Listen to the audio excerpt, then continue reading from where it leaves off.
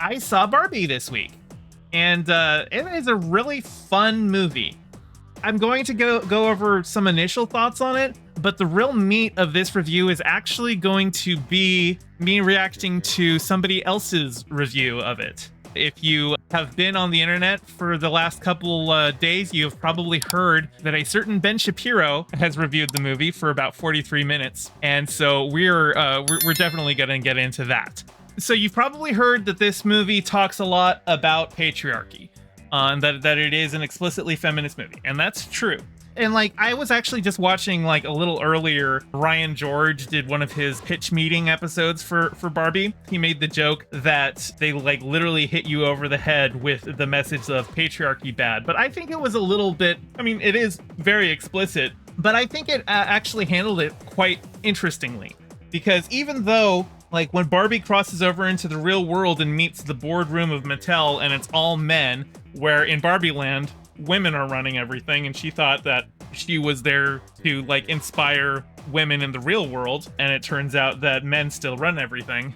You know, that's a little disillusioning for her, but even though a lot of men are actively and willingly participants in the patriarchy in the movie, it's never portrayed as like any one person is like the leader of patriarchy. Like, a big plot of the movie is that Ken, when he goes into the real world, he discovers that men aren't just Ken, that they basically run everything, and he's like, oh wow, I heard about this thing called patriarchy, that sounds really cool. So he goes back to Barbie Land and just teaches it to all the other guys. Even with that, where basically Ken enacts patriarchy in Barbie Land because Barbie doesn't love him the way he loves her, even then it's not really portrayed as like Ken is like the singular villain who is enacting patriarchy. He himself is shown as like a victim of some of the harms that patriarchy imposes, and he's also really just seen as like another cog in the machine that upholds patriarchy. Even the Mattel CEO, who's played by Will Ferrell, at some point he's just like, I don't know, sometimes I just kind of, I don't want to be like a big serious businessman, sometimes I just kind of want to tickle people. Another thing about the way that Ken understands patriarchy is that because like the symbol like of a man riding a horse is seen as like, you know, that kind of rugged masculinity, he kind of had the idea that patriarchy is where men and horses run everything. And he's like, you know, actually, when I found out that patriarchy wasn't so much about the horses, I kind of lost interest in it. I was watching all of that going, I have to watch Vosh's review, but I knew that Vosh was watching the Ben Shapiro thing today too, and I didn't want to get spoiled on that, so I'm gonna have to go and see what Vosh has to say about all the horse stuff in the movie. There's a lot of good humor. The movie's very self-aware. It's kind of fourth wall-y. There's a moment where the main Barbie, like, you know, obviously, like, most of the girls in Barbie Land are named Barbie, but the main Barbie, the stereotypical Barbie, as they call her, played by Margot Robbie, she's kind of like having a breakdown moment where she's like, I don't even feel pretty anymore. And Helen Mirren is the narrator of the movie, and she's like, note to the filmmakers, if you're trying to make this point, casting Margot Robbie severely undermines it. I think it's a really funny movie. Like, they don't try and, like they say at some point when like they're talking about how to travel between Barbie world and the real world, they're just like, don't overthink it. Like, I think you have to like wear rollerblades in like not Malibu, but like was it Century City? It might have been Malibu, or some place in SoCal, some beach town where you just have to like rollerblade your way from the strip to Barbie Land. Yeah, it's very silly, and even the real world is not. It's not the real world. It's a very cartoonish depiction of the real world, and apparently Mattel doesn't even think too much about it when Barbie has broken out. They're just like, oh well, it's happened before. All right, well, we've got a procedure for this. Lucky Otter says the humor dropped way off halfway through. I mean, I think once they get back to Barbie Land and the Kens have taken over, I think the humor goes in a different direction. Are you saying that you found that it wasn't funny after that, or that you didn't think that the humor that they had in the second half was that funny? Like, which are you trying to say? Are you trying to say that they weren't trying to be funny in the second half, or you just didn't find it funny?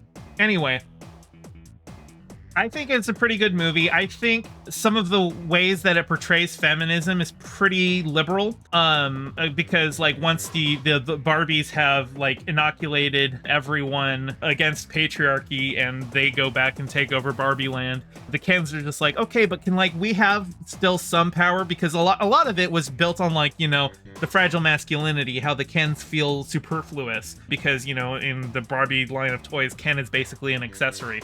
And even then they're just like, well, we can't put you on the Supreme Court, but we might give you like a lower court appointment or something to start with, and maybe one day you'll have about as much power as us women have in the real world. I feel like there probably could have been a better addressing of that, because a lot of the movie really is about like how masculine fragility plays a big role in maintaining the patriarchy. And I felt like there could have been something in the movie to talk about how like it kind of is on everyone, not only to make sure that women are empowered, but also that men don't feel superfluous. Because I think that's important. Like, I feel like you can go too far into the women have been oppressed for so long that we need to focus only on them. But there's a pretty severe issue with men feeling unloved and unwanted, and that can push them into pretty extremist modes of thinking. I feel like this movie kind of like was brushing against that, but really didn't really have any strong answers for what to do about it, and just kind of reverted to the original Barbie status quo at the end.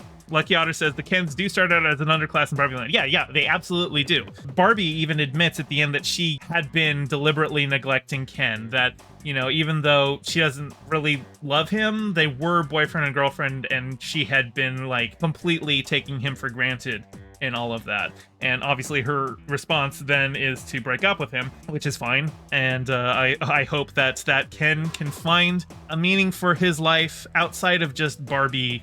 Maybe he can really dig into being Beach Ken and find more meaning on beach. But with that out of the way, I am really curious to see what our good friend Ben Shapiro has to say about it. The theaters seeing Barbie and Oppenheimer. I'm about to review both of them. I'm going to tell you which one of these is the best blockbuster of 2023 and which one is maybe the worst. I bet he loved our movie, right, Ken? For those of you who can't wait that long, I'm going to give my review of the Barbie movie in the most Oppenheimer fashion. What?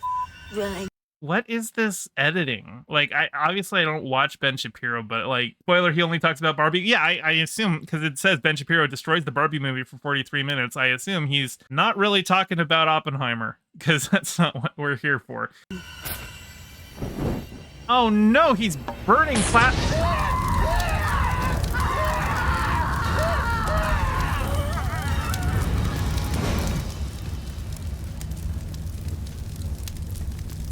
Okay, somebody should tell Ben Shapiro that burning plastic is actually really, really bad. Like, I hope he was wearing a mask while he did that. Those are severely toxic fumes, and you really shouldn't be doing that. So the things I do for my audience, my producers dragged me to go see Barbie the movie. And I have thoughts. This video is sponsored by ExpressVPN. Let me begin with my generalized assessment of the movie. This movie is not just a piece of shit. This movie is a flaming piece of dog shit piled atop an entire dumpster on fire, piled atop a landfill filled with dog shit. It is Why don't you tell us how you really feel, Ben? one of the worst movies I've ever seen. On every possible level, it is a horrific movie. The only thing that can be said for this film is production design. The production design is really nice. The costumes are really nice. Also, it's really hard to screw that up. It's really hard to...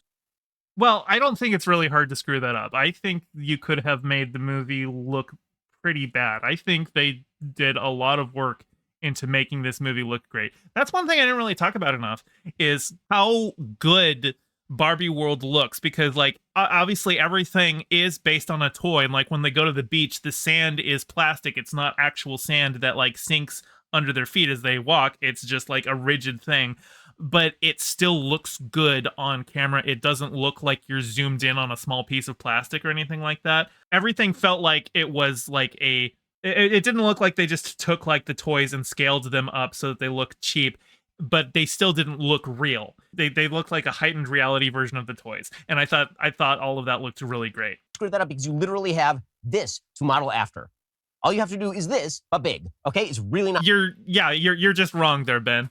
Like I said, it's not just about taking the individual pieces and like building it up. They could have gone the route of making everything look like this, but like human sized. And if you had just taken this and blown it up to human size, you would have noticeable, like you would see like some of the, you know, like imperfections in plastic when you look at it up that close. And that's not what they did with it.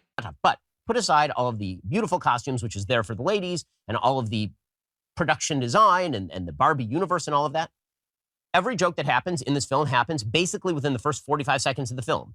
So, for example, Barbie turns on the water and there's no water. Ooh, because, you know, like in Barbie house, there's no actual water. Do you get it? And then she drinks, but there's no actual liquid in the actual. Yeah, are you mad that like they're maintain, like, yes, that is something that gets carried through, but it's a maintaining of the doll logic. Like that's one thing where you see Barbie descending from the top floor of her house, because the Barbie dream house doesn't have a staircase built into it, because when you're playing with dolls, you don't have them walk downstairs, you just move them from floor to floor. And like the narrator even explains that explicitly, like when you're playing with dolls, you don't do that. So Barbie just descends from the top to the bottom. And like obviously when you're playing with dolls and you have them with a cup, the cup's empty, they're not actually sipping water. And so that's something that the movie points out. But it's it's not just for jokes, right? It's to establish like the tone and the feel of the Barbie universe, right? It's not just a joke. Cup. Oh my God, because she's a Barbie doll. Oh, I get it. Okay, that's all the jokes. There are no more jokes for the rest of the film. The movie's a show. Okay. There's no more. There is a hilarious joke when Barbie first crosses over into the real world, in which she gets catcalled by a bunch of construction workers, and she goes, oh, okay, I'm picking up on some double entendres here, but I just gotta let you know, I don't have a vagina, and he doesn't have a penis. Like, there's another joke right there. And like, that's, I thought, a pretty funny one for a Barbie movie to just talk openly about genitals. So, conceptually, the movie is a show. I want to ask this. Who is the intended audience for this film? Who's the intended audience for this film? So I'll tell you who the intended audience for this film is. And I can tell two ways. One, the previews on the film, and two, the people in the audience. So the intended audience for this film is moms and their 8-year-old daughters. That's the intended audience for the film. I know because the previews for the film were all kids' movies. No, I mean, maybe in your theater. I didn't get kids' movie previews for my screening. I don't know. Where are you going to see movies, Ben? Talking like G or PG rated kids films. We're talking like Teenage Mutant Ninja Turtles or Trolls 4 or whatever it is. Those were... Okay, that's fair. I did see the trailers for both of those movies, but there were also the trailers for like more adult films as well. All the previews, right? All the previews are actually directed at what the audience is supposed to be for this film. And if you look in the audience, it's a bunch of moms, like youngish moms, middle-aged moms with their like 6, 7, 8-year-old girls. That's the entire crew. This movie is not made for any of those people. In fact, this movie is made for no one. This movie is going to make a bunch of money week one because the marketing effort has been extraordinary. I mean, whoever's the marketing team over at Warner Brothers is doing an amazing job. Week one, this thing is going to clean up at the domestic box office. My prediction is going to just absolutely fall off a cliff after that. Okay, well, let's find out. I'm glad that he made a prediction on this one, because that's definitely something that we can see how it plays out. Now, obviously, there's always going to be a second week drop. Like that's how movies go these days. But I think Barbie's going to have some staying power. And the reason that I know that it's going to have staying power is that I haven't seen anybody bitching about this movie other than the usual chuds. Everybody else that I've seen has loved this movie. Jessica Metal says, they say that the older, more hateful, and more vitriolic that Ben gets, the bigger his eyebrows become. Soon he will be just one giant eyebrow. Those really do look like just a couple of caterpillars sitting on his face, don't they? Repeat business on this movie is going to be non-existent because it was written by two people who are so smug and self-satisfied, and Greta Gerwig and Noah Baumbach, that they have no audience. I mean, like... Dude, Greta Gerwig is like one of the most respected female directors in Hollywood right now. Now, I haven't seen a lot of her other work, but everything that she's directed, I have heard like nothing but high praise for. Like I heard that her adaptation of Little Women was like phenomenal. And like, Ben, for you to be saying that other people are so smug and like up their own ass, like, dude, that is your entire persona. Lucky Outer says we're just entering week 2. Yeah, I guess it's Thursday. Tomorrow is Friday, so we'll see how week 2 goes for this movie. I think it's probably going to be okay. Now, there's more movies coming out that might bump it down. Again, week 2 always has a lower performance than the first week. I think the only movie that I can think of that had like a better second week than its first week was like in my memory was My Big Fat Greek Wedding, and that movie I think stayed in theaters for like a year just because of word of mouth kept it going for so long. It's going to drop off, but I don't think it's going to be that bad of a drop off. I think a lot of people are still going to see this movie. Who thought it's a great idea? Let's bring on the people who wrote Lady Bird and Marriage Story to make a movie about a plastic doll. Lady Bird and Marriage Story are both highly acclaimed movies. That is generally played with by 5 to 9-year-old young girls. So the basic idea of the film, they really have no basic idea of the film. They don't know whether they hate Barbie or that we're supposed to kind of like Barbie. It seems they kind of despise Barbie. Or they want to give a full and nuanced examination of the ways that Barbie sees herself versus the way that she's perceived in the real world. Like, Ben can't handle stories that are more complicated than Big Man wants to punch thing and then he punches thing, the end. Paka says, I think Jumanji remake had a better week 2 than week 1, but I need to double check. Yeah, it's entirely possible. Like I said, I'm sure it's happened, but in my memory, the only one that I am personally aware of was My Big Fat Greek Wedding, the first one. And that's just because, like, I remember when that was in theaters when I was in high school. I'm an exennial, so that's where all of my memories are formed. I can't remember anything that happened after 2005. They kind of despise Barbie as a fascist emblem, as we'll get to. Barbie's fascist, okay. The film, politically speaking, is that men and women are on two sides of the divide, and they hate each other. And literally, the only way you can have a happy world is if the women ignore the men and the men ignore the women. That seems to be the final outcome of this film. I was trying to. Yeah, no, that's absolutely not what the movie established. Now, I did think it was a little weird how when they go back and the women, like, regain control of Barbie Land, that men are still, like, not granted an equal seat at the table. That is weird. I don't know what the thought process behind making that decision was, but Barbie apologizes to Ken for the way that she has treated and neglected Ken. She doesn't want to be with him, and that's fine, but, like, she acknowledges that she took him for granted and acknowledges that his pain is real and should be validated. That's not the message of the movie. Break this into problems with plot and problems with character and problems with the politics of the film, but they're all intertwined because the thing is just a mess. It doesn't make any sense. Plot-wise, it makes no sense. Character-wise, it makes no sense. So let's just go through it from the beginning. Again, this guy is a failed attempted screenwriter.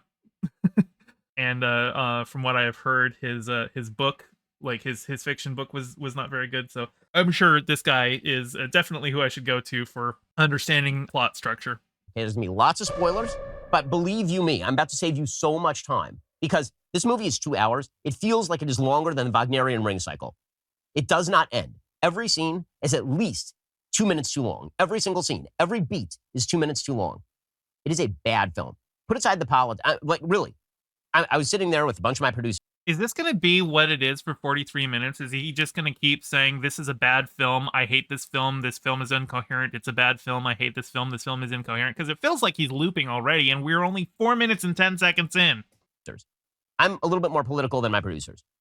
My producers were watching this, putting the politics aside. It is a bad movie. So why is it getting 91% on Rotten Tomatoes? Because the way that it works for the reviewers is if you have the right politics, and those politics are sufficiently slyly inserted, then it will get a 91% on Rotten Tomatoes, even if the thing is just dreck. And I mean, boy, is this dreck. This is a Death Star-sized piece of dreck. It is like, that's no moon. That's a dreck station. That is that this movie. Okay, so let's jump into it. I have like pages and pages of notes on this horrific piece of I mean, my goodness. Okay, so let's start right at the beginning. So it's from the beginning, you know what.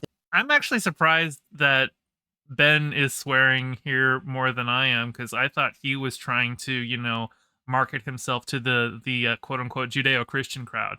I mean, I don't have any problem with saying shit. I'm sure I'm gonna bleep it out for the YouTube video that I released for this, but like, it seems surprising how much he's swearing for, somebody who tries to play up the Judeo-Christian cred. This movie is going to be, and it's going to be a very cynical take on what Barbie is, which is so weird. I don't know why Mattel would turn over its IP to filmmakers who clearly hate the IP. They don't hate the IP. This movie clearly loves the IP, but has like a complicated relationship with it. Like, there's a lot of stuff in this movie that like talks about obscure one-off dolls that got canceled or stuff like that, that, you know, these things aren't being brought up to mock Mattel. They're being brought up as like whoever wrote this script like very clearly has a love of the material that they brought to it. They just, you know, have more complicated feelings than thing good or thing bad because they're adults. It's as though you were going to make Toy Story, except that toys are all evil. They're all bad, and you're supposed to hate them, and you should burn them. Because that's kind of the message of the film, is that the Barbies are bad for the world. Okay, so it begins by trying to uphold the original vision of Barbie. What was the original magical vision of Barbie? We have Helen Mirren here to tell us, in the form of a narrator apparently played by Ruth Bader Ginsburg, who's speaking from heaven. And we get a 2001 A Space Odyssey flashback. Which, again, who's the Not a flashback, a pastiche. audience for this? Right? The reference points in this film, it references variously Marcel Proust. It references Robert Evans and the cinematography of The Godfather. It references 2001 A Space Odyssey. This is a movie made for moms and their 7-year-old girls. I am neither a mom nor a 7-year-old girl, and I quite enjoyed all of those references. Thank you very much. So I guess it was made for me. Well, folks, wasting 2 hours of my precious time, 2 hours I will never get back. 2 hours where on my deathbed, I will wish that I had not spent that time doing. Makes me viscerally angry. But I'm going to talk to you about something that makes me much happier, and that is our trusted privacy partner. Ad read, let's skip you. That back in the day, girls would only play with dolls that look like babies. And then she says that this could be fun, at least for a while anyway. Ask your mother, because your mother actually hates you and doesn't like being a mom, you see. So if you ask your mom, she wants to play at not being a mom. Or, you know, like moms need breaks sometimes, like everyone does. That's how I read that one. Sometimes. Okay, so the basic premise is Barbie is supposed to be the independent woman who liberates all womanhood, but she fails. And she fails for two reasons. One, she's actually a tool of the patriarchal capitalist system. And two, the real world has rejected the message of Barbie, which is that women should run everything. Okay, so this is all not implicit. This is explicitly said. At the beginning, the monologue, you have Helen Mirren saying, because Barbie can be anything, women can be anything. At least that's what the Barbies think. See, in the real world, women can't be anything. And that's one of the messages of the film. In the real world, men run pretty much everything. Yeah, Ben, who's your producer? Is it a woman? Which is weird. Who greenlit this piece of shit? I mean, Greta Gerwig is a lady. She's making a good living off of this. Margot Robbie is playing the lead. In fact, the entire cast, aside from basically Ryan Gosling, is women. So, no, there were a lot of men in this movie. Ryan Gosling was not the only kid. We had Simu Liu. We had a bunch. We had what's his name? Michael Cera played Alan, who I gather was like a different Barbie line doll that was discontinued. We have lots of men in the real world. We have Will Ferrell as the Mattel CEO. Like, there are a lot of women in this movie. There's also a lot of men. I think you're just upset because, like, it is a movie about Barbie and not about Ken. So women are going to actually take more of the screen time than the men are. And I know that's not the kind of thing that you go for, Ben. I understand that you just really, really like to see. I bet you would have just loved to see more of that shirtless Ryan Gosling. And hey, I'm right there with you, brother. Listen, we can get through it together, okay? I believe in you, and I think it's safe. You can come out. It seems like women are doing okay. But again, put aside the meta logic of it. I'm going to go through like a lot of beats here. So it starts off with the idea that mommy dolls are bad and insufficient. But then they criticize Mattel for discontinuing a mommy doll named Midge. Right? Midge is the pregnant doll and it was discontinued. They're like, that's bad. Wait, but hold on. You just said that dolls They didn't say it was bad. They said it was weird. about motherhood are bad. But then this one, don't look for any sort of logical coherence. There is a Citizens United reference. They say all of the members of the Barbie Supreme Court are women. And then they are speaking out about Citizens United, that corporations are not people. It's literally a Citizens United reference. Who is the audience for this? Who is the 7-year-old girl who's like, yes, I too have a... This movie wasn't made for 7-year-old girls. Like, I'm just going to say that right out the gate. No, it's not made for 7-year-old girls. This movie's PG-13. There's literally a bleeped F word in this movie. It's not made for 7-year-old girls. Honestly, it's made like the reason that Barbie leaves the Barbie world is because she starts to have unusual thoughts. Like, she starts thinking about death and she starts getting cellulite on her legs and her feet go flat. And it turns out, like, when Barbies get weird, it's because they're being played with too roughly in the real world. Like Kate McKinnon plays weird Barbie, and she has like her hair all sticks out in weird places, and she's always doing the splits because presumably her doll's been played with so much that her like hip joints got like locked in splits mode. So she goes out into the real world to find the girl who's been playing with her so that she can try and get everything set back to normal. But it turns out it wasn't a little girl who was playing with her. It was actually an adult woman who was playing with the doll that her teenage daughter hasn't played with in like a decade. And then she started having weird thoughts while she was playing with it. And that's what caused Barbie to have like an existential crisis. So this movie is about women who grew up playing with Barbie. Like that's who this is for.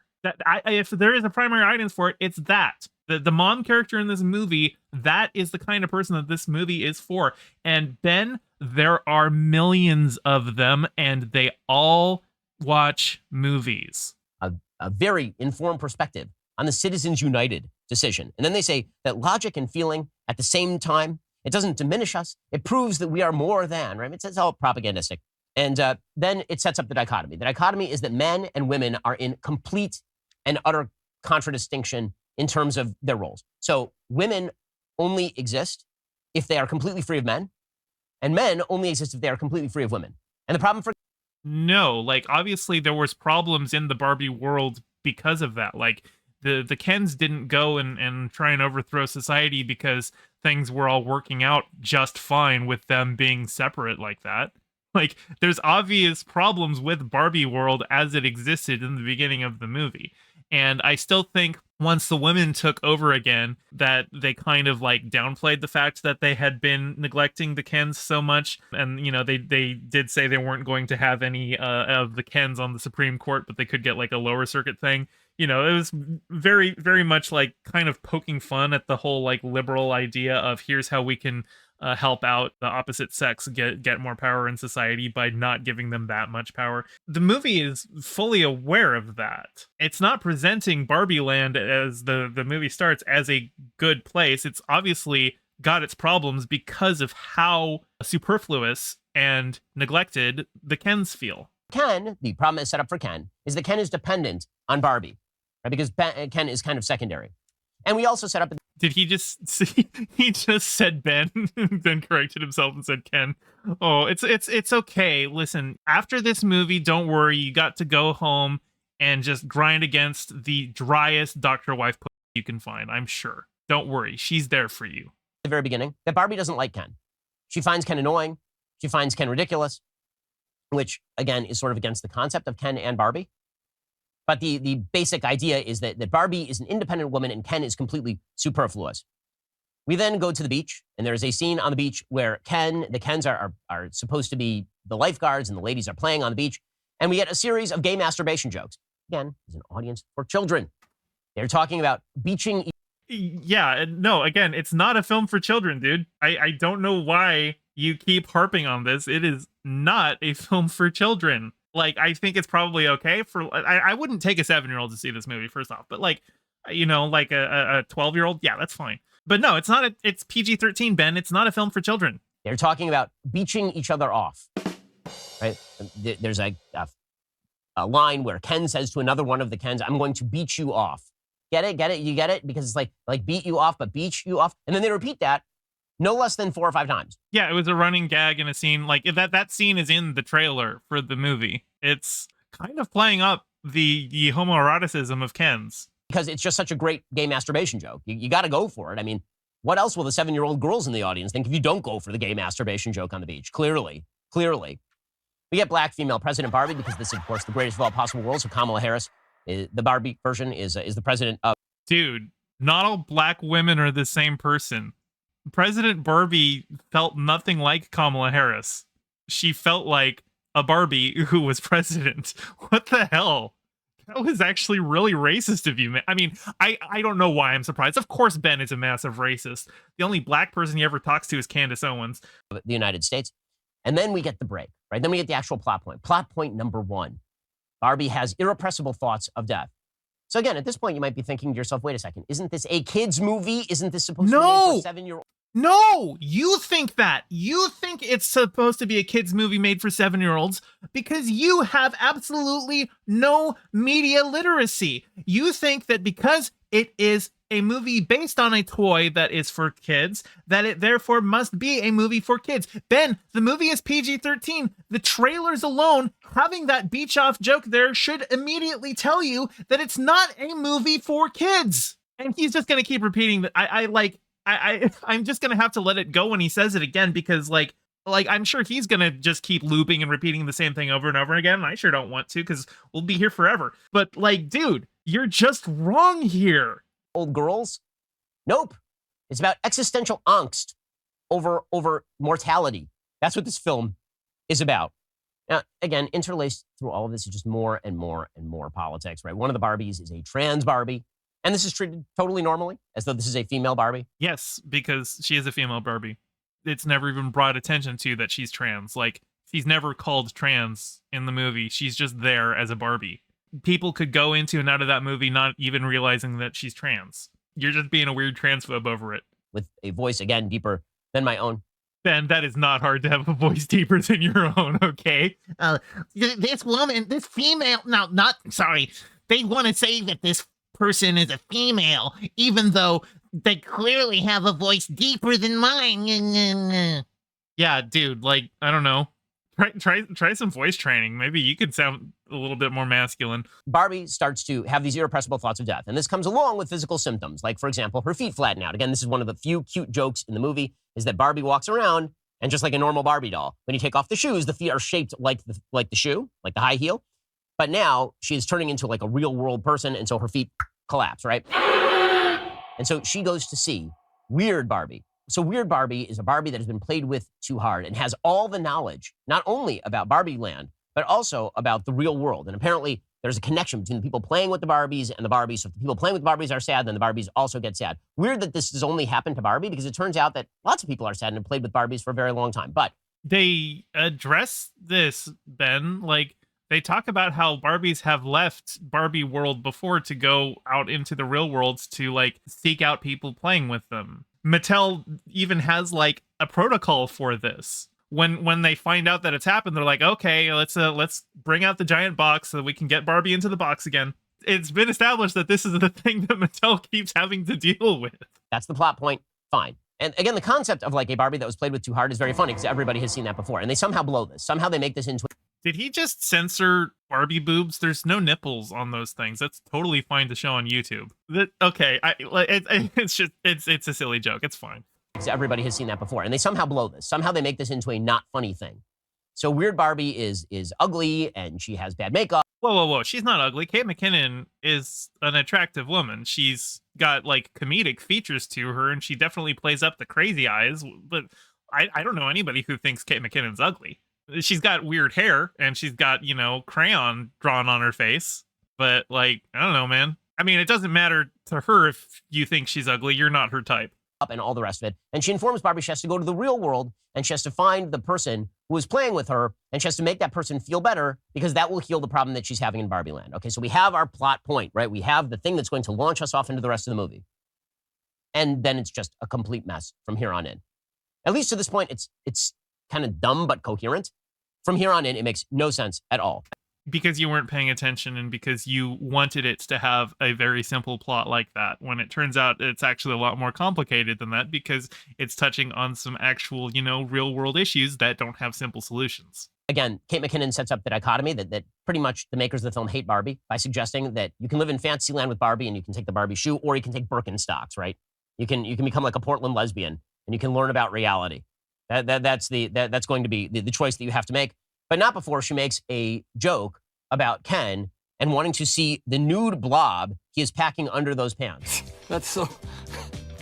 Somebody said that? Perfect for 8-year-old girls. Yeah, it's not a kid. It's not a movie for 8-year-olds. But I have to let it go. I have to. He's just gonna keep doing it. Ladies, mothers, just be warned. Ken and Barbie head off to the Yes, mothers, be warned. It's PG-13. real world to try to find the person who is playing with Barbie.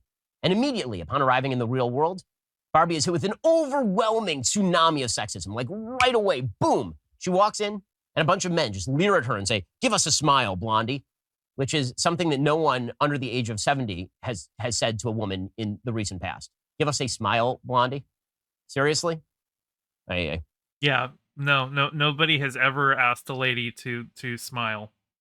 You'd be prettier if you smiled. You know, that's always something that you only find in old-timey comics. No woman has ever today had somebody tell them, you should smile more. We get Barbie explaining that all of the men who are leering at her and gazing at her, they have an undertone of violence. Everything's she's threatened. She's physically threatened because this is the real world. The real world is not like Barbie Land. In the real world, all women are victims. They are deep and abiding victims of the system, as we'll learn by the use of the word patriarchy no less than 10 times in this film. She gets arrested like twice for various crimes. Even the police officers are rabid, raging sexists. The police officers are hitting on Barbie. They're making observations about her appearance. Ken, meanwhile, is getting super happy because Ken, who's been sort of an underling in Barbie Land, now he's realizing he's part of the patriarchy, and the patriarchy is awesome. Ken is loving the patriarchy. Now, you might imagine at this point that the way the film is going to go is that Ken and Barbie are going to have to some sort of agreement about seeing each other as equal human beings. You might imagine that's where it's going. Wrong. That's not where the film is going to go. You might have thought that what you were going to get was. I mean, they kind of do have that realization, but also like seeing each other as equal human beings doesn't mean that Barbie wants to continue dating somebody that she doesn't like. Like she, they break up, but she acknowledges that she did not treat him well in that relationship. That was acknowledged. Ken gets treated with respect as a person, and Barbie gets treated with respect as a person, and that's a better. Nope, wrong. In the end. Not to skip ahead, Barbie Land just gets restored and the men are still subservient. That's the best. That's the best version of the world. Okay, so Ken is walking around and he's really enjoying the patriarchy and all of this. And he explains that men rule this world.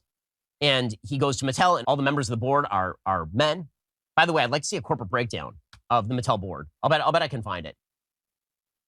Like okay, the CEO let's find of Mattel out. For 30 years was a woman. So there's that. They pretend that like Mattel is all run by men. So they actually acknowledge that Mattel has had like 2 women CEOs, and they point out like, he tries to point it out like, he's like, yeah, see, women can run things too. We've had 2 female CEOs over the Mattel's been around for like what, a century?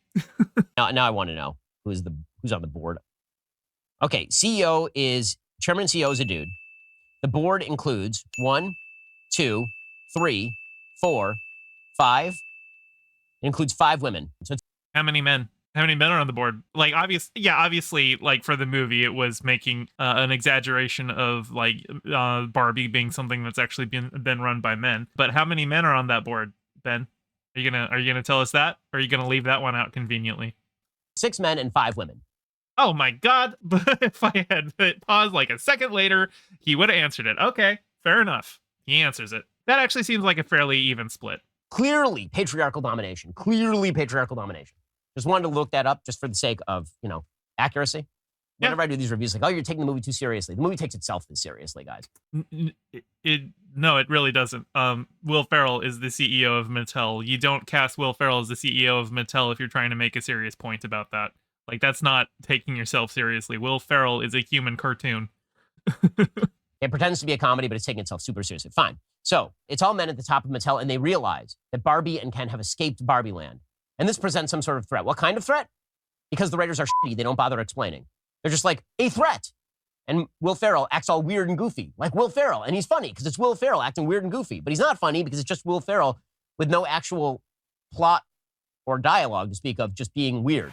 I will say that I felt like the Mattel board was kind of one of the weaker points in the film. And it was actually like just about as cartoonish as the stuff that happened in Barbie Land, which is like kind of just to be expected if you're casting Will Ferrell to do that role.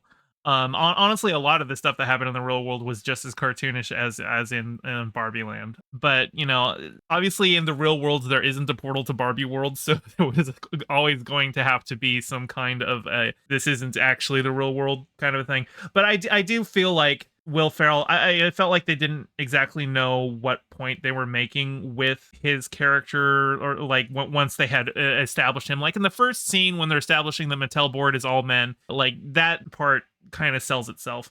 But then they like stay in through the rest of the movie, and it felt like they were a bit superfluous. So I will kind of agree with Ben on this one. We'll fill that in later.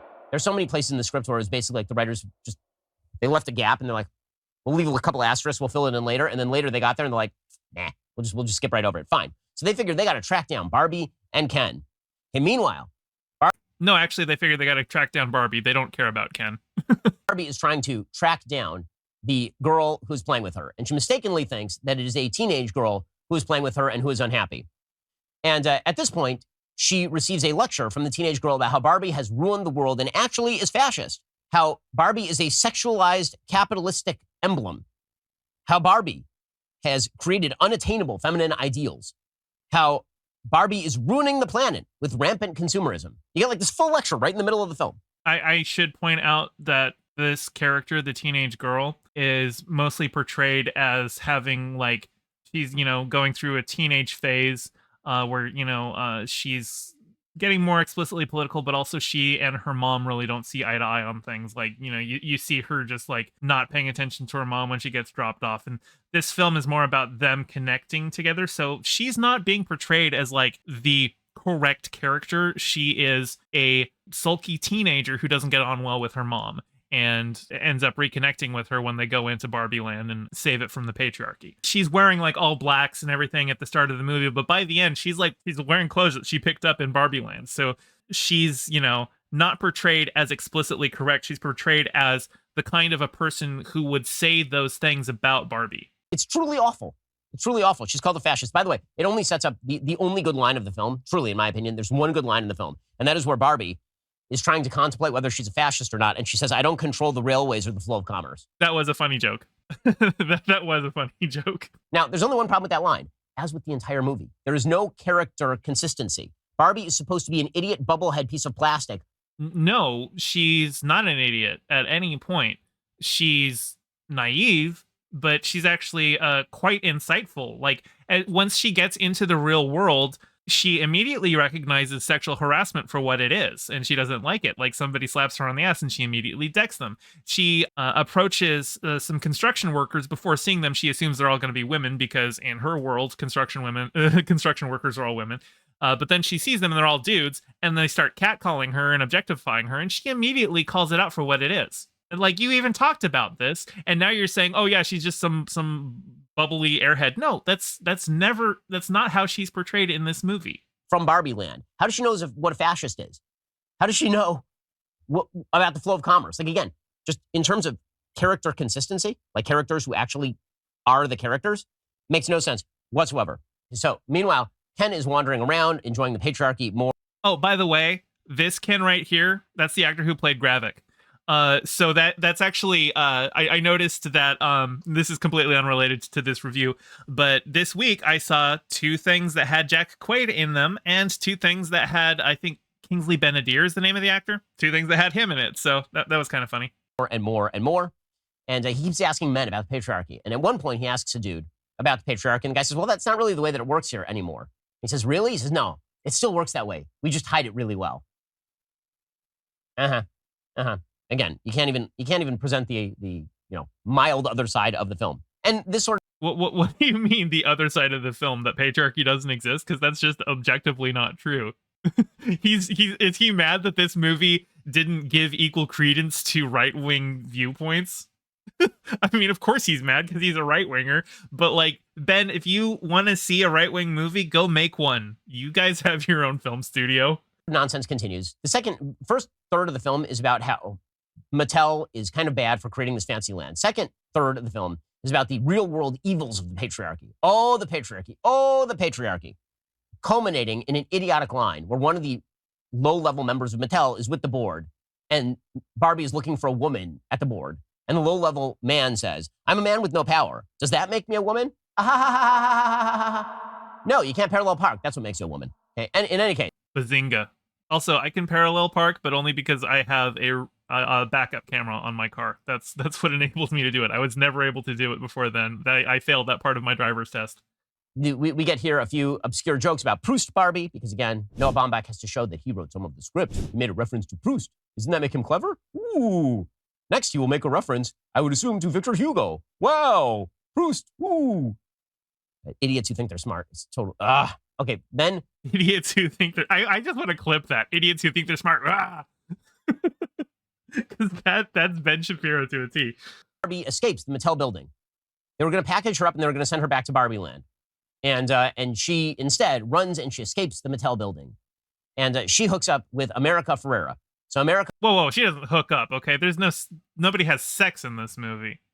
You should probably learn what hook up means, Ben. Ferrera is the actual one who's playing with Barbie as a youth. And it's her daughter who Barbie had originally approached. Twist! Okay, and she decides that in order to escape the Mattel executives, she's going to have to bring both of them back to Barbie Land. Why does she bring both of them back to Barbie Land? No one knows. There's no actual, there's no explanation as to why she's supposed to bring both of them back to Barbie Land. Supposedly, it's because she needs to escape back to Barbie Land, but she could do that without the two of them. But she decides she's going to bring them back. So she brings them back to Barbie Land. Meanwhile, the Mattel executives are chasing her. Now, question, why are they chasing her? They achieved their goal. Barbie's back in Barbie Land. Why are they still chasing her? No one. You know what? That's a good question. I think he might have a legitimate point here. I need to rewatch it to see if it was specifically addressed. But no, they do. Yeah, because she does go back to. Maybe they're chasing her because she took real people into Barbie World. That might be it. But yeah, no, actually, that's a huh. One knows. It doesn't make any sense. They literally say there will be consequences you can't even imagine, and then they're like, "What consequences?" And like, fill in the blank. And some dude says something about a podcast with two trees. You're like, that's the laziest shitty writing. God bless it. Okay, anyway. So Ken, in the meantime, he has already headed, while she was, futzing around over at Mattel, Ken has already headed back to Barbie Land, where he has immediately established the patriarchy. So just to point out here, the point of the film is that the matriarchy is amazing. Right? Women are amazing at everything. Ken walks in. No, that's not the point of the film. That's how Barbie Land is structured at the beginning, and it's quickly obvious that structuring society in that way leaves men feeling unwanted and insecure and leads them to go and start a takeover. And within 2 seconds, he has taken over all of Barbie Land, and he has turned it into the Kendom. Within 2 seconds.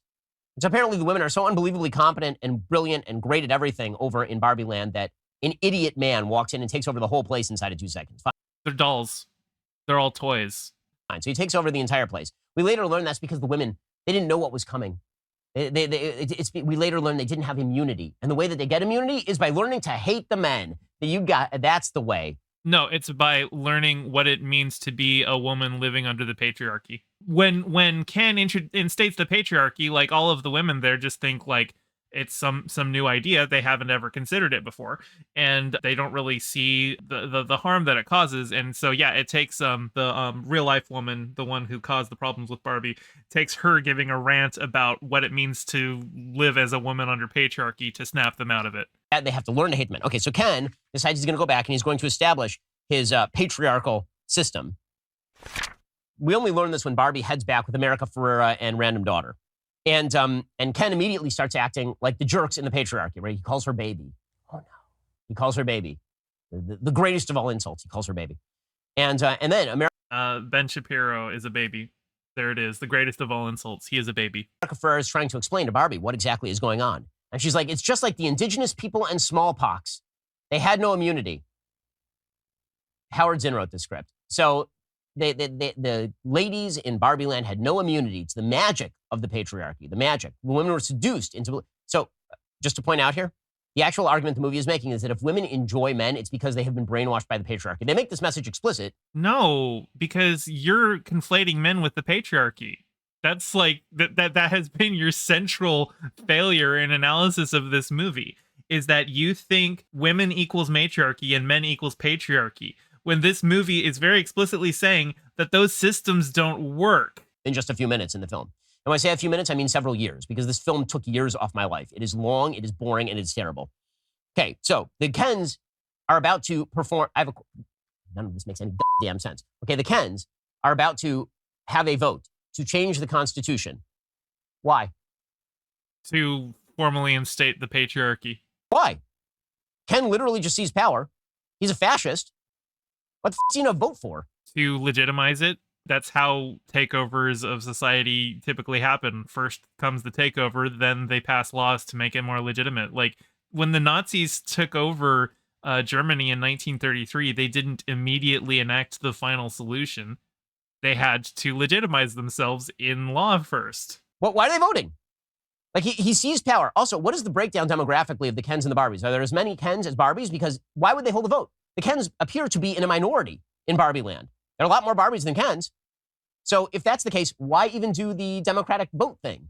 The whole point of doing the vote is that like all of the Barbies were so brainwashed they weren't even gonna vote against it. And so the whole plan is to get all of the Kens distracted and like infighting with each other so they forget to go vote while all of the unbrainwashed Barbies go and vote to retain the Constitution. Why not just seize the power?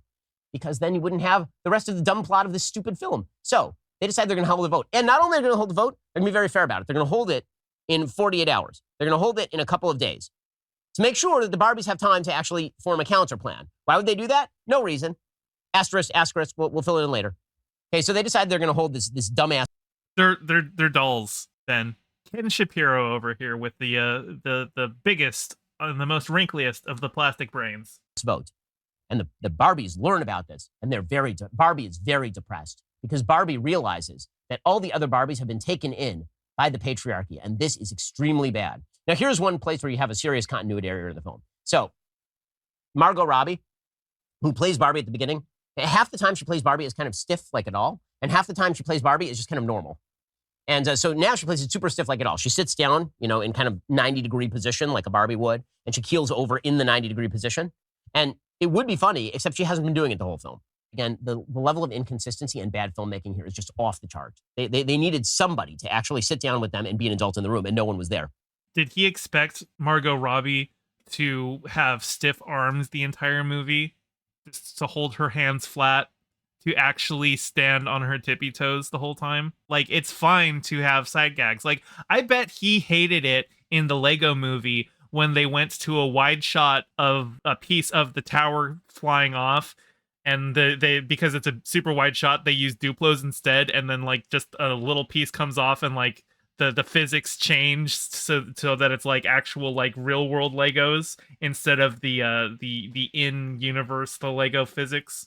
Like, I bet he thought, well, that doesn't make sense. Either the Legos have consistent physics as in the real world, or this whole thing doesn't make sense. Ken, it is a fantasy movie where dolls can move into the real world and back by rollerblading. Is this seriously one of your complaints?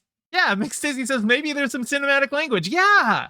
So, at this point, America Ferrera and daughter decide they've given up on Barbie because Barbie won't fight for herself. And so they take off. And Michael Cera, for no reason, is in this film. And he's in the back of the car, and we don't know why. Yeah, I'm confused about that. And he serves no purpose other than to have a random fight scene. And also so that they can make a Trump building the wall reference. Right? They're apparently the Kens are going to build a wall to keep people from getting in or getting out. Now, here's the weird part. No one has ever entered or exited Barbie Land before. Why? You're literally lying. Can somebody please tell Ken Shapiro that he's literally lying to his audience? Like, it's established that they had dolls escape Barbie Land before. He's just literally lying to his audience. Are you building a wall? What is the necessity for a wall? What a weaselly little liar, dude. What a weaselly little liar, dude. No one explains. It's just a dumb Trump reference so that everybody who is friends with Noah Baumbach and Greta Gerwig can laugh and nod like the morons they are. And so the daughter and the mom, they decide, no, we have to go back and we have to save Barbie Land. They're going to save Barbie Land. And who do they go to? They go to wise, weird lesbian Barbie. They go back to Kate McKinnon and they ask her about this. And they bring Barbie with them. And they're going to try to figure out a strategy. How do they stop the Kens from winning the vote? Now, you might say to yourself, wait, aren't the women majority? Do they not have agency, the women? They have no agency, apparently. So apparently the women have no agency and they are a majority, and yet they have to be deprogrammed. They're going to be Yeah, because they've been convinced that it's funner if they don't have to worry about doing anything in life other than getting beer for their boyfriends. So they're either not going to vote or they're going to vote in favor of the patriarchy. They need to be deprogrammed so that they can, and I know this is going to scare you, Ben, but it's so that they can get woke. Programmed by weird Barbie and her crazy cadre of feminist heroes. I love you guys. And this is when we start getting into the real. You think it's propagandistic so far? Oh man, wait. Here is where we get into like the real meat of it. Okay, so we end up with Barbie complaining. She's complaining to weird Barbie. And she says, oh my God, they've brainwashed all the other Barbies. They've brainwashed all the other Barbies. She says, quote, either you're brainwashed or you're weird and ugly. There is no in between. And weird Barbie says, tell me about it. And this is the perspective of the film. Either you're a third wave feminist kook who hates men, like truly hates men, or you're brainwashed. Hi, Barbie. Hi, Ken. There's no in between. There's no actual relationship between men and women. There can't be any sort of fulfilling relationship between men and women. There are no decent males in the entire film. All the men are garbage. The only man who even appears mildly is America Ferrera's husband, who's just kind of a joke. He's No, you're wrong. Like, yeah, a lot of the men are portrayed as willing participants in the patriarchy, but Alan, he's an ally to the Barbies. Alan doesn't want to side with the Kens. Even Ken himself, once he realizes what the patriarchy actually entails, he kind of loses interest in it. And the statement of you're either, a brainwashed bimbo or you're ugly and weird, like that's not that they're not saying that as a true statement. They're saying it as the way that it feels to live under the patriarchy. They're talking about the way that women are treated. It's not a true statement about women. there for literally 10 seconds in the film making jokes about how he can't speak Spanish. That's his whole role in the film. Every other man is a piece of shit in the film. Everyone. And so this is the perspective of the film when you come right down to it. Either you are brainwashed or you are weird and ugly. And Barbie's like, yeah, that's what Barbie says. I mean, the only decent male is Alan, who apparently wants to wear pink and probably. Oh my God, Ben, you are like CinemaSins. You literally just said that the only decent man in the movie was the husband of the woman who created the weird Barbie. Not weird Barbie, but the main Barbie had her give her existential crisis. You just said that it was the husband who's learning Spanish who's treated as the only like good guy, but then you immediately contradict yourself by saying the only good guy is Alan. When CinemaSins does this, I know it's because they don't go back and proofread their script. They just read it as is. But like, you're going off the cuff here, Ben. I'm assuming this isn't written. I'm assuming you are just going off the cuff based on the way you've been looping. Oh my God, dude. That is amazing. He just like, so like, can't like, let's go back. Either you are brainwashed in the film making jokes about men who's just men are garbage. Okay. The only man who even appears mildly is America Ferrera's husband, who's just kind of a joke. He's there for literally 10 seconds in the film. He says that at 24:05. Making jokes about how he can't. And so, ugly. And Barbie's like, yeah, that's what Barbie says. Okay, I mean, the only decent male is Alan. 20 seconds! 20 seconds, Ben! It only took you 20 seconds to contradict yourself. Who apparently wants to wear pink and probably is supposed to be gay. I mean, I think it's supposed to be pretty clear from the film. Although, really, the take of the film is that all the Kens are gay. That's Yeah, no, he wasn't portrayed as gay. I think, if anything, he was just kind of a beta male. He was in there mostly as, like, a joke, but, like, the Michael Cera kind of a joke character. Like, Michael Cera just plays the Michael Cera type of character, and that's what they had him in here as. really the take of the film, is that it's all homoerotic kind of stuff. Let's beach off. Anyone who wants to beach him off has to beach me off first. I will beach both of you off at the same time. In any case, the filmmakers are so insecure with even their own script that they then have the narrator jet in to say, Margot Robbie might not be the best person to make this point, right? Because Barbie's saying, I don't feel beautiful anymore. And they're like, Margot Robbie. They literally jet in to say, Margot Robbie might not be the best person to make this point. Then maybe you shouldn't have written the point. It was funny. I don't even know if it was in the script. It might have been something where they realized, you know what? now that she's saying it, we should probably have Helen Mirren butt in and go, notes to the filmmakers. Margot Robbie's not the best person to make this point. Then maybe you shouldn't write it like that. Maybe you should not be a writer. Maybe you could do that. Okay, no. Okay, this is when we get the full bore thesis of the film. And guess what, guys? The thesis of the film, made by women, made for women, made starring women, funded by a studio that is largely staffed by men. The take of the film is that it is impossible to be a woman in the modern age. Absolutely impossible. And so we get this long speech of America Ferrera talking about how it's so difficult to be a woman. They want us to be this way, but not that way. They want us to be thin, but they don't want us to say that we're thin. They want us to earn money, but they don't want us to earn money. They want us to do this, and they don't want us to do that. They want us to answer for men's bad behavior, but they don't want us to offend men. They want us to do this, and they don't want us... Oh my God, it's so difficult to be a woman. So the same tried, truistic bullshit that they've been propagating in every new wave feminist film for the last 45 years in the... Maybe you should probably, if you don't want to keep hearing that same message, maybe you should make it a little easier for women in society, Ben. I mean, you've got a pretty large platform, and it seems like all you're doing with it is making messages like this in film necessary to be repeated over and over and over again. United States is now essentially telescoped into this one speech from America Ferrero, including a few cutaway shots of Margot Robbie looking up adoringly at America Ferrero as she explains that it's super hard to be a woman. It's so damn difficult to be a woman. You know why? Because of the patriarchy, because of the men. That's the actual story of the film. And then they make a couple of other dumb references, right? The Zack Snyder cut. The men, they like the Zack Snyder cut. Wow, that's terrible. Okay, fine. That's right. I forgot. They did make a joke about the Zack Snyder Justice League cut. It was once they had been dropped to the brainwashing. They're like, oh, I don't have to pretend like I care about Zack Snyder's Justice League cut anymore. And they say, you know what we need to do? We need to disabuse all of these Barbies of the patriarchy. How are we going to do this? Which, by the way, I should point out that this is a Warner Brothers movie, and so is Zack Snyder's Justice League. We need to allow them to live with the cognitive dissonance required to be a woman under the patriarchy. That's a line from Barbie. Now, again, they keep doing this. They keep having Barbie drop these extremely literate and well-articulated lines, but she's supposed to be a plastic doll idiot. Oh my God. Oh, I paused. Oh my God. I paused it because I was going to bring up that this is not the first time that this has been a joke made in cinema, and he pulls up the scene. I was just going to point out the bit from Toy Story 3 when Barbie starts like being all Marxist in her analysis, and and he does it. He pulls up the scene. Well, I should say his editor pulled up the scene. I don't even think he was thinking of this scene. He should derive from the consent of the governed, not from the threat of force. It doesn't matter. What is their actual strategy? So they have 48 hours to stop this vote, which shouldn't be happening in the first place because it makes no plot sense, because the men are fascists and the women are victims. But somehow they've been given 48 hours to stop the vote. So what are they going to do to stop this vote? How are they going to do it? Well, they're going to separate the men and the women. Barbie! They're going to turn all the Barbies against the Kens. It's so subtle. The symbolism is so subtle. Turn all the women against the men and you will save society. That's the message that you could be shoveling directly into the brain of your 8-year-old girl if you so choose this week. It's been a while, so I'm going to reiterate. This movie's PG-13. It's not for 8-year-old girls. It's for their moms. Weekend.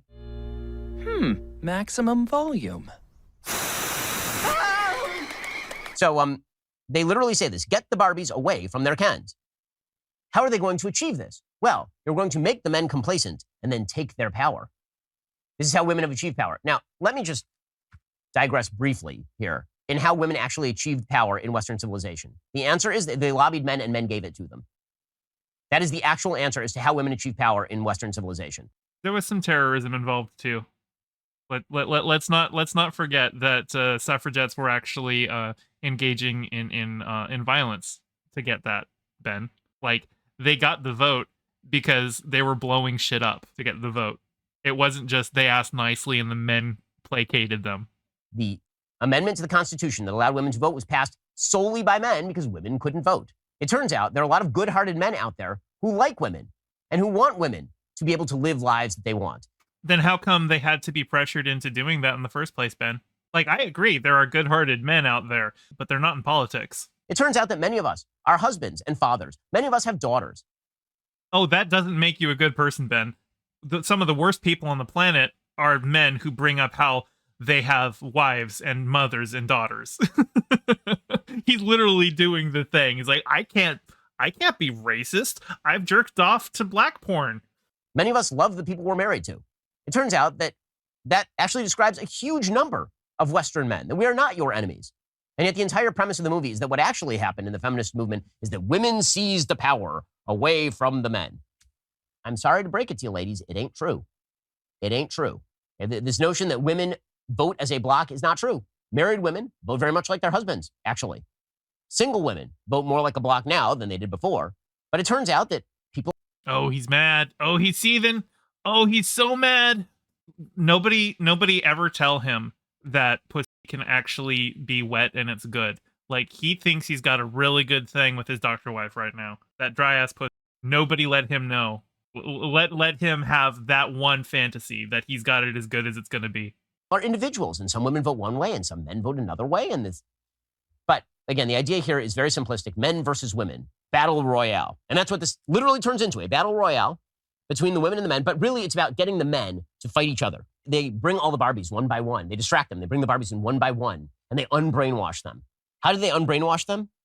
Well, they tell them truths like, any power you have must be masked under a giggle. That's not like a truth as in, oh, that's how you have to do it. That's a truth as in, this is what it's like to exist under the patriarchy. I have a question. I mean, I work with a lot of women. Do they feel like the power that they have has to be masked under a giggle? Working for you? I absolutely, dude. Are you shitting me? Oh my god. I can't imagine what it must be like to be a woman working at the Daily Wire. Oh my god. I mean, like, there's Candace Owens, who's never laughed in her life, I feel like, but, you know, she's not specifically who I'm thinking of. Like, there are a lot of people at the Daily Wire who aren't in front of the camera, and yeah, Ben, I am pretty sure that they have to do quite a lot to placate you, and more specifically, probably to placate Matt Walsh, because, oh my god, that guy. Was this film written in 1943? Who wrote this film? Well, we know who wrote this film. A feminist writer who gets paid millions of dollars to make horse. One of them says, we have to reject men's advances without damaging their ego. Or theoretically, you could just reject men's advances and damage their ego, because what do you care? Because they're afraid that if they damage the men's ego while rejecting them, that the men will turn violent, as often happens. They're not doing this because they care about the man's ego. They're doing this because they care about their bodily safety. You have to pretend to be confused about money. Is this a real thing? Like, do women pretend to be confused about money so the men will explain it to them? This is also it's such claptrap. And then my very for somebody who spends all of his time railing against the evils of feminism and the left and stuff, you think he would have done a little bit more reading on it? I mean, Ben presents himself as like kind of, you know, the smart man's conservative, you know, because he talks fast and uses a lot of big words sometimes. But he really doesn't understand the tenets that he's arguing against. And like, this is really evident here. favorite. Do you want some pants? Because that's really what this is about, is women really, really want to wear pants. That demonstrates the power of the patriarchy is that men really don't want women to wear pants, and women really, really want to wear pants. Love your leg warmers. Nice ass cut. And then it's, you know, all the men being victimized, all the Kens being victimized by these various tactics, up to and including Ryan Gosling hitting on a trans woman, meaning a dude who has a voice deeper than Ryan Gosling's, which is an actual. Again, Ben, it's not hard to have a voice deeper than a dude's when you are the one talking. Scene in the film, which is just great.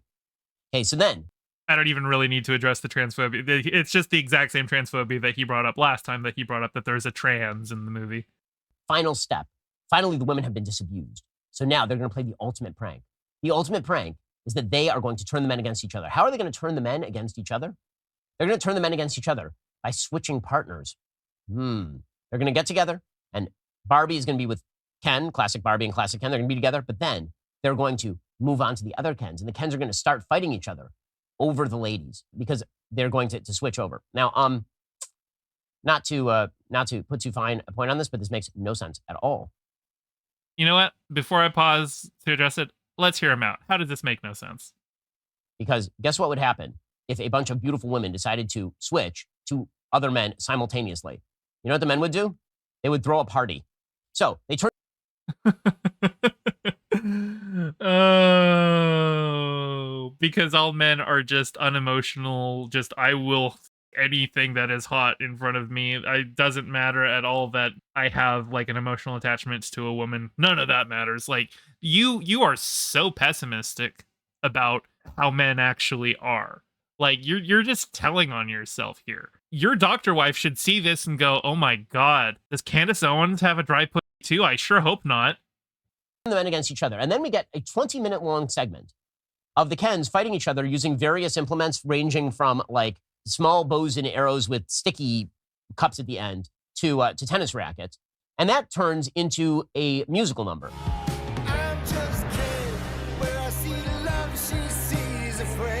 What does any of this have to do with the plot? Nothing. Literally nothing. It is just a 15-minute digression because they wanted to insert a crappy musical number with not particularly good dancing. I thought it was cute. And then what are the women doing during this time? The women are voting. The women are voting. So now we know the Democratic turnout strategy. The Democratic turnout strategy in 2024 is going to be to get all of the Republicans to fight with one another using tennis rackets while they go and they do the voting, apparently. I mean, yeah, like I actually agree with him here that definitely is what I want to happen. I want to make sure that all of the Republicans are basically trying to kill each other over whether they want DeSantis or Trump. As much as I don't want DeSantis to win, like if he got the nomination, Trump wouldn't like back down. Trump would probably run third party at that point, right? Which would split the vote. So was it in this movie that they bring up Sun Tzu's Art of War? It was something that I watched this week that brought up Sun Tzu's Art of War, and I think it was the Star Trek episode, but they might have mentioned it here too, because this is, divide and conquer. This is a strategy from the Art of War. So they go and they vote. After they vote, they reestablish exactly basically how it was, the matriarchy. The matriarchy is reestablished. And Ken, who is now really sad because he's lost his power, and all he wanted in the first place was just to be treated decently by Barbie. Is he treated decently at the end by Barbie? Of course he isn't. Yeah, he is. What Ben's gonna say here is that he's not treated decently because Barbie doesn't reciprocate his feelings. But she doesn't have to do that. She doesn't love him. She doesn't want to be with him. But she does treat him decently in the breakup, and she acknowledges that she treated him poorly and took him for granted while they were dating. Do we have like a DJ Mule have makeup sex kind of a thing going on here? That would be silly. At the very end, he is told that he needs to learn to live without Barbie. Yes. I just don't know who I am without you. You're Ken. But it's Barbie and Ken. There is no just Ken. He, who was literally created as a doll to be with Barbie, he needs to learn to be apart from Barbie, and she needs to learn to be apart from him, because atomistic isolation and loneliness is the best way to find fulfillment, ladies and gentlemen. It'll be No, it's about not defining yourself solely by your relations to other people. Also, there are other Barbies in Barbie Land, and maybe after some soul searching, Ken can go and find a new Barbie to talk to. Maybe one that'll like him. I mean, they're still making Barbie dolls. I'm sure there's going to be a fresh shipment showing up in Barbie Land at any point. I'm sure Ken will be fine. best for Ken if he never sees Barbie again. It'll be better for Barbie if she never sees Ken again. Secular humanism is at its finest. We've reached the apotheosis. Men and women don't belong together. They belong very, very much apart. This is all topped off by Issa. He keeps doing this thing throughout this entire review where he conflates patriarchy with men and matriarchy with women, and he conflates Barbie with women and Ken with men. It's like he collectivizes the individual and individualizes the collective in this review, and it's weird. Ray calling somebody a motherfucker. Again, perfect for your 7-year-old girl who loves Barbie dolls. It was bleeped out, Ben, and you just said it too, and you bleeped it out in a less funny way than it was bleeped out in the movie. Just perfect for her. And so we learn that men and women are supposed to be separate. They're not supposed to be together. And that maybe the matriarchy will allow the men not to be on the Supreme Court of Barbie Land, but maybe they can get some lower circuit court judgeships. This is what we learn. And we learn one day the Kens might have as much power and influence in Barbie world as women have in the real world. Because, of course, women are again, just absolutely subjugated in the real world. You think that's the end of the movie? Wrong. This thing has more endings than Lord of the Rings. So, ending number 1 is we find out that Ken is going to live apart from Barbie, and he's going to find himself in being Ken. Ugh, the utter joy of self-exploration. Dude, you can masturbate. It's okay.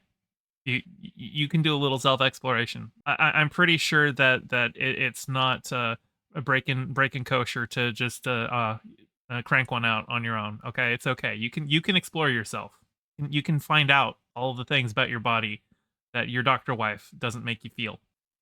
Next, we get an ending in which the CEO of Mattel, who's been completely sidelined. You remember the CEO of Mattel? Remember he was supposed to be chasing them into Barbie Land for no apparent reason? So he's now in Barbie Land. We don't know why he's there or what he's there to do, except that we need Will Ferrell in the movie to provide no laughs. He doesn't provide any laughs. So he shows up. I will agree that I did kind of find his character a little superfluous. But what he's going to point out, he's going to bring up the whole thing where Will Ferrell is just like, sometimes I just kind of want to tickle everyone. And yeah, it's a silly kind of, I don't think it was the best written moment, but what Ben's going to fail to understand here is that this is a commentary on the way that the patriarchy harms men too, by telling them that there's only a specific way to be a man. And that, if you want to have a tickle party with your friends, well, that's really gay. That's not manly. And it's just him expressing something that he wants. And so it's okay to want to have a tickle party with the boys. His motivation throughout this movie has been completely inconsistent. He started off wanting to put Barbie back in Barbie Land so that they could make money. And then he is told at one point that when Kens have taken over Kendom, they will make just as much money. He's like, no, that cannot be. I'm an ideologue on behalf of women.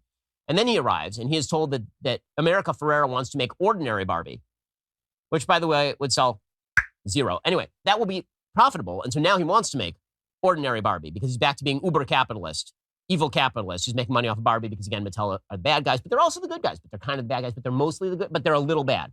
And so that's ending number 2 at this point. So we have the Barbie Ken ending. We have the CEO of Mattel ending, where he says, we'll make ordinary Barbie, and then... Okay, so he's not even going to bring up the tickle party. Well, I misread that one then, but I don't know, Ben, bring up the tickle party. Come on, let's talk about the tickle party. girls all over the world will know that ordinariness is fine and okay. Because it's not that girls play with Barbie because they think that she's beautiful and it's aspirational. No, it's bad. Okay, so then we have ending number 3. Or that the idea of having an ordinary Barbie is to show girls growing up that being a normal person is okay. There's a lot of commentary, not just in the movie, but just about Barbie itself.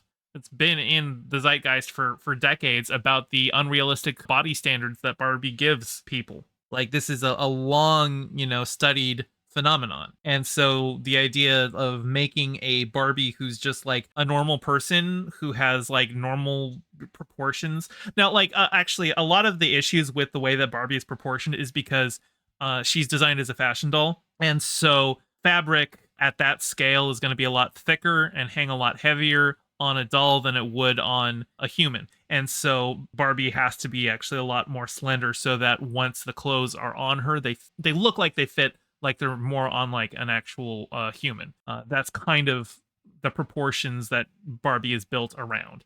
But unfortunately, when you take off those clothes, you've got just the unrealistically proportioned Barbie. And, speaking as a kid, we all took the clothes off of our Barbie dolls and just had them smash groins at some point. Like, everyone's done that. So it does give people an unrealistic ideal of body standards. And like he said that like this creating an ordinary Barbie is going to fix society. No, it's not. I mean, it might help Barbie Land a little bit, but like it's just an idea for a new Mattel toy line. You think you're done? Wrong. We're now 2 hours deep into this piece of shit. And we have now dug halfway to China, and we are going to keep digging. So we have ending number 3. Rhea Perlman shows up to lecture us all about the patriarchy again. You haven't heard it enough. We got to beat this sucker into the ground. We are going to take an axe, the blunt end of the axe, and we're just going to beat this thing to death. We're just going to beat it to death. So Rhea Perlman shows up because Barbie, it turns out, she spent too much time in the real world. That was the patriarchy, was terrible. So terrible that she wanted to stop it from happening in Barbie Land. But now she wants to go back there because she actually learned some feelings over in the real world. So she decides that after all, this whole story was just Pinocchio, that she just wants to be a real boy. Well, she was having thoughts of death and having existential crises and learning about, being a real person. I think that's totally fine that they have it end with her going and becoming a real person. And in what can only be termed a sort of bait and switch, at the very end of the film, just to please the core audience, which is moms and daughters, they insert a bunch of footage, I kid you not, like home video footage of moms and daughters playing. That's what it is, like people living their lives in female ways. Because Rhea Perlman is going to show Barbie what it's like to be a human, and then Barbie is going to say that she really wants to be a human just like you, just like you. And so they hit you with the nostalgia play. At the very end, the whole movie, which should have been nostalgia and about moms and daughters, instead, the entire movie is not that. The entire movie is instead about how men are evil and terrible. And also Mattel is evil and terrible. And then at the very end, they shove in this little nostalgia play in the hope that they can buy back the audience at the very end of the film. And Barbie decides that she is going to be... Did he feel the same way about the Lego movie when Will Ferrell showed up and started playing with his son with Legos? I got the same vibe from the ending of the Lego movie as I got from this ending. Like it had a very similar... It's about being nostalgic about the toys that you played with as kids and passing that on to the next generation. A real woman now. Now, when she goes... That's ending number 3. I'm actually curious to see what Ben Shapiro said about the Lego movie, if he said anything. I kind of want to look to see if he commented on that, because like structurally in terms of the way that this movie relates to the people who actually played with the toys, it hits on very similar themes to the Lego movie, and pretty much everyone loved the Lego movie, but Legos are for everyone and Barbies are for girls. So, There's still one more. So when that happens, when she goes into this white area that's supposed to be heaven, because the person who she's talking, Rhea Perlman, is actually the person who actually created the doll. And we're supposed to be, this was supposed to be a secret, is that Mattel was run by men, but the big secret all along is that a woman created the doll. News. It's not a secret. She was CEO of the company for 30 years. It wasn't a secret. It was just when we meet her in the movie, we're not quite sure who she is. And like it's explaining it to people who might not know it, but it's not treated as like some big reveal that nobody knew about. CEO of Mattel for 30 years, from like 1945 to 1975, until the IRS caught her for tax evasion or something. The big reveal that the patriarchy said that it created Barbie, it didn't. No one thought the patriarchy created Barbie. Again, don't bother with the facts. Don't bother with sense. Don't bother with chronology. Don't bother. None of it matters. So Barbie is now sent back. Did you say phrenology? Don't bother with phrenology? Let's go back. With the facts. Don't bother with sense. Don't bother with chronology. Don't bother. None of I don't know what word he's saying there. Let me pull up chronology. Okay. it matters. So Barbie is now sent back to the real world. And she is now going to experience the apotheosis of what it means to be a human woman. So we've learned early on in the movie, when she goes to the real world, she's catcalled by a bunch of the construction guys. And she says, I don't have a vagina. Right? She, again, amazing line for your 7-year-old girl. She'll love it.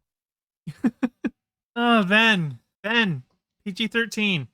So apparently, when she is turned into a real woman, she has now grown a vagina. So the first thing that she does is she goes to the gynecologist because, ladies, the apotheosis of your being is not motherhood. We got rid of that at the very beginning. And it's not being a wife or a partner, because women are supposed to be apart from men. It is your vagina. It is that you go to the gynecologist. Ladies, this is what makes you the most human you can be, is that you go to the gynecologist. She became a real person, and you should probably have regular health screenings. There's important things. It is a little bit essentialist, I guess, in that regard. I mean, because we did have the trans Barbie, and if she went into the real world, I wonder how they would have handled that. But it was more of a joke than anything. Because like the way they set it up is it looks like she's going in for a job interview, but then it's revealed, yeah, I'm here for to see a gynecologist. It's a joke about the fact that Barbie dolls don't have vaginas, so obviously she would suddenly have one once she becomes a human. Now, I could point out here that that's really transphobic. That according to the same people who made this movie, not all women have vaginas, and not all people with penises are men. I could point that out. Okay, but yeah. Not all people with penises are men, right? So they wouldn't need to go to the gynecologist if they had a penis. But Barbie has a vagina, so she should go to a gynecologist. Out right here, because it obviously conflicts with. Yeah, as Mixed Disney points out, trans women go to the gyno too. Yeah, absolutely. Once if you've got bottom surgery, you have a vagina, you have a neocervix, you need to be screened for cervical cancer. There's lots of things. Now, if you had a penis, yeah, no, you don't need to go to the gyno for that. But he doesn't have a penis. The very ending of the film. But instead, I'm going to go with this one. At the end of all of this, they've boiled down. They have a whole conversation about identity and death and meaning. Right? This whole conversation. What does it boil down to at the very end? What it boils down to at the very end, apparently, is being biologically female is the only thing that matters. And that's it, kind of. No, he's acting like the final scene of the movie is the apotheosis. He's acting like that final scene with the joke ending, like the movie ends on that joke of, hi, I'm here to see a gynecologist, as if that's the revelation of the movie, as if nothing that has been talked about before the movie is actually trying to make a point. Like, does he think that the final line of every movie is always supposed to be, that's your thesis statement? Because this is a comedy movie. You usually want to end a comedy movie on a joke, right? So they did. Like, what is this? That's it. Like, it all just boils down to a lady at the gynecologist. That's female power. Female power is Barbie goes to gynecologist, which I don't know about you ladies, but that seems like that's not like the most feminist message, that lady parts are the entirety of the lady. So excellent job. And with that, we end the film, and then we have the glossy, credits with. Hang on, I have to pause. Okay, so he started this video. He's only got 4 minutes left in the video. He started this video saying he was going to be reviewing both Barbie and Oppenheimer. The only mention he has made of Oppenheimer was at the very beginning when he said he was going Oppenheimer on this movie, and then he burnt plastic while standing a couple feet away from the burning plastic with no mask on. With a Nicki Minaj song, a Nicki Minaj version of I'm a Barbie Girl in a Barbie World. This movie started off as Barbie, and it was Weird Barbie. It was the toy that was handed off to Noah Baumbach and Greta Gerwig, and they played with it too hard. They decided that they were going to turn it inside out. They're going to rip off the hair. They were going to shave it. They were going to make it ugly. They were going to put all sorts of makeup on it, and then they were going to throw it out in the public. Now, those of us who are on the right, we look at the politics of this movie, we're like, man, so it sounds like a double sandwich. It doesn't sound like a Big Mac. It sounds like a double Big Mac, right? It sounds like the plot is crap and the characters are crap. Is there a double Big Mac? A Big Mac is already a double sandwich that's got two patties separated by a third bun piece. I think you picked the wrong burger as an example here. Yeah, and Mixie says, Ben, do you not understand what ugly Barbie looks like? Yeah, she's not ugly. She's a Barbie that has been played with, and so she looks weird. She's not ugly. Kate McKinnon is not ugly. And the humor is crap. And then on top of that, the politics are crap. But you're missing the point. There's a reason this film has 91% on Rotten Tomatoes. And the reason is, if you are on the left, you can make one of the world's most boring, crappy comedies. You can waste an extraordinary amount of money and talent. You can waste some of the great IP ever created. This movie was so boring, Ben Shapiro was able to rant about it for 43 minutes. That's how bored he was, is that he was able to get almost an hour of content out of critiquing it because he was so bored.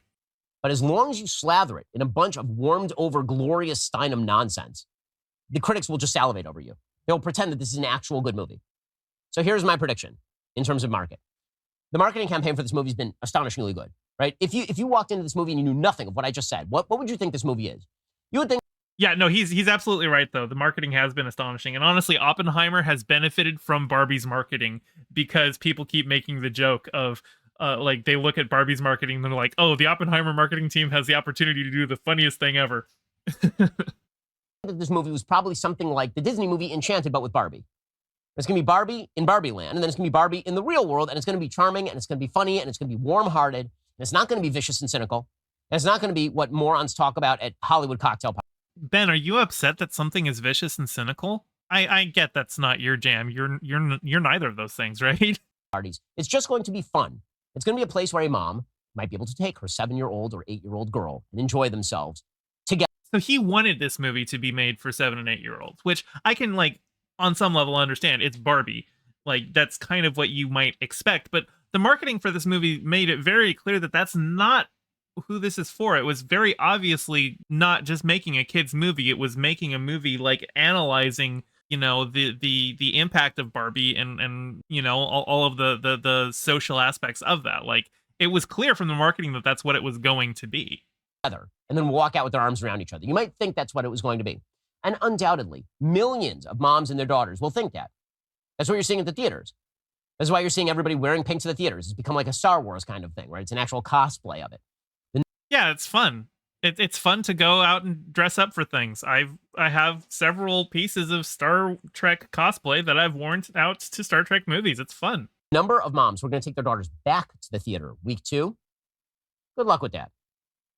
Really, good luck with that. We'll find out. Hollywood decided to empty out its own IP here. They decided they were going to take a golden piece of IP and they were just going to smash it and turn it into Weird Barbie.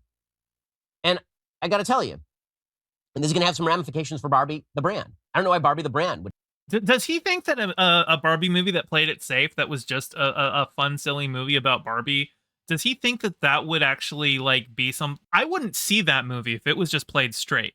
Okay? There's the reason that I saw this movie was because it was obviously, like, being a subversive take on a Barbie movie, right? That's the whole reason any of us saw this thing. Like, the movie that he wants them to make is a movie that wouldn't have anywhere near this kind of a budget, that would just be for moms to take their 8-year-old girls to see. But that's not the movie that they were making, and I think they're making more money for it because of that. Hand this property over to people who clearly hate the property. In the real world, the patriarchy rules. Men are really bad. Women need to separate off from men and hate men in order to be unblinded to the patriarchy, and then they can overthrow the patriarchy and create paradise. That is the thesis of the film. Last comment. Whenever I do film... Yep, as I just got to keep reiterating, I kind of swallowed that word a little bit there. Ben keeps conflating individual men with the patriarchy and individual women with the matriarchy, when those are systems. And the movie is even pretty clear about separating those systems from the individual people. Because Ken, even though he's the one who instated patriarchy in Barbie Land, he is still not treated as some irredeemable villain.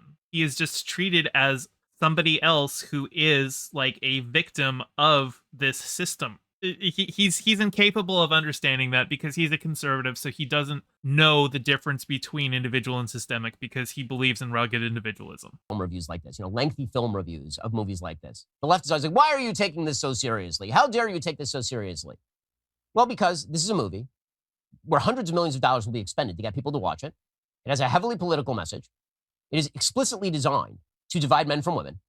It has these negative messages directed at kids. It is supposed to be a kids movie. It's rated PG-13. It is not marketed to PG-13. It is marketed Yeah, it was.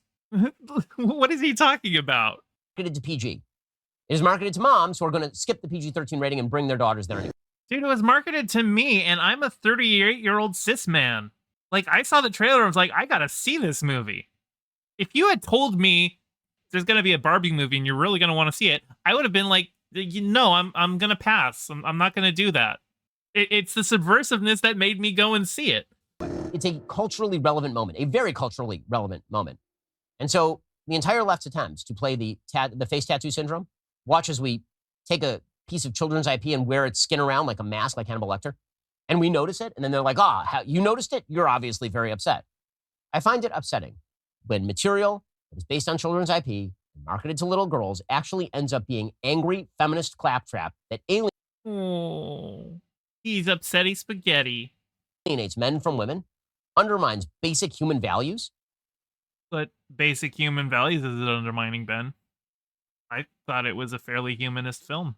Oh, but he doesn't like secular humanism. And promotes falsehood all at the same time.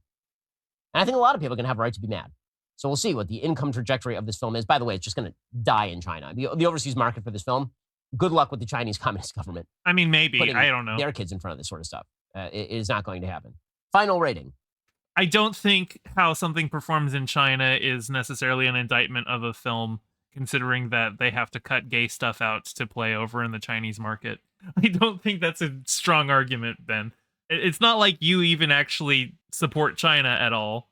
You're just doing that to be like, oh, well, they won't like it in China. Yeah, okay. China's like more socially conservative than America is in a lot of ways, especially because of the way that the government's run. Like, okay, that's not an argument. I bet they won't like this in Saudi Arabia. Yeah, you're probably right. It probably won't get that much play in Saudi Arabia. Out of 10 Barbies, how many Barbies? 10 out of 10 being good. The answer is negative all the Barbies. Negative all of them. I honestly just... He went so far there, I think he actually secretly likes this movie. He went so hyperbolic there. I think he liked it and is angry that he liked it because it had a more leftist message. And that's why he's got to convince himself that it's the worst thing ever. I think that's what it is. If he had said, oh, give it a 2 out of 10 Barbies or something, okay. But he went so hyperbolic there at the end that I think he's overcompensating, and I think he secretly actually liked this movie. As a piece of film, this sucker goes in like my bottom 10 ever. Ever. It is that bad. Not just because of the politics, because the plot makes no sense, because the writing makes no sense, because the acting half the time makes no sense. The entire film is a dog's vomit. This is just sour grapes. Oh, the acting wasn't good. Bullshit, dude. The acting's great in this movie, except for Will Ferrell, but that's because it's Will Ferrell. He's not anybody's favorite actor, but he's kind of minor in this movie anyway. It is a dog's breakfast of film. So, yeah, I'm gonna go with negative infinity Barbies. It is that bad. If 10 out of 10 Barbies is like the stereotypical Barbie, this is Barbie head atop the robot body made by the weird kid from Toy Okay, but wait, that was a cool Barbie. Story 1. That's what this is. And also, by the way, Oppenheimer's good. Oh, so there's his Oppenheimer review. Okay. Well, all right. That was my review and Ben Shapiro's review of Barbie and my review of Ben Shapiro's review of Barbie. Hey, thanks for watching. I'm trying to get my channel monetized, so your view means a lot. Don't forget to toss me a like and subscribe and ring the bell. I stream these reviews every Thursday at 5 p.m. Pacific, so catch me live and join in on the convo. You can find all my socials in the description below, and thank you to all my patrons with a special shout out to Piftle Cakes and Ryan D. Your support means the world. Catch you next time.